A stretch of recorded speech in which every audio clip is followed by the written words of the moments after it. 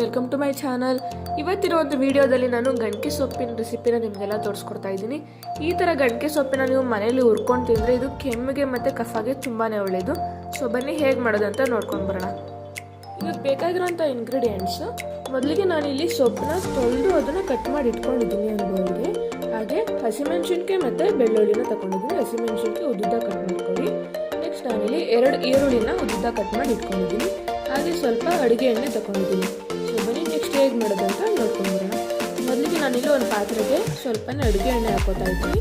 ಅಡುಗೆ ಎಣ್ಣೆ ಹಾಕಿದ ನಂತರ ಈರುಳ್ಳಿನ ಮಿಕ್ಸ್ ಮಾಡ್ತಾ ಇದ್ದೀನಿ. ಈರುಳ್ಳಿನ ಹಾಗೆ ಫ್ರೈ ಮಾಡ್ಕೊಳ್ಳಿ.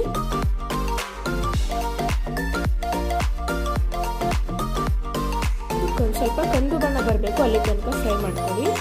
ಅದಾದ್ಮೇಲೆ ನಾನಿವಾಗ ಹಸಿಮೆಣಸಿನ್ಕಾಯಿ ಮತ್ತು ಬೆಳ್ಳುಳ್ಳಿನ ಹಾಕ್ತಾ ಇದ್ದೀನಿ. ಅದನ್ನು ಹಾಗೆ ಫ್ರೈ ಮಾಡ್ಕೊಳ್ಳಿ.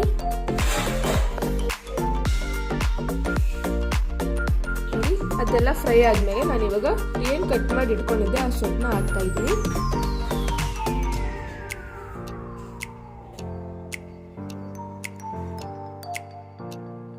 ಸೊಪ್ಪಿನ ಹಾಕಿ ಅದನ್ನ ಮಿಕ್ಸ್ ಮಾಡ್ಕೊಳ್ಳಿ.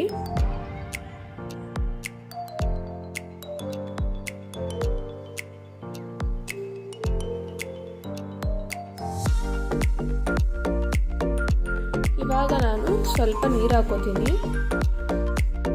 1 ಲೋಟ ಹಾಕೋತೀನಿ ಅಷ್ಟೇ. ಹಾಗೆ ರುಚಿಗೆ ತಕ್ಕಷ್ಟು ಉಪ್ಪು ಹಾಕೋತಾ ಇದ್ದೀನಿ. ಉಪ್ಪು ಹಾಕಿ ಇವಾಗ ನಾನು ಸೊಪ್ಪು ಬೇಯಲಿಕ್ಕೆ ಬಿಡ್ತೀನಿ.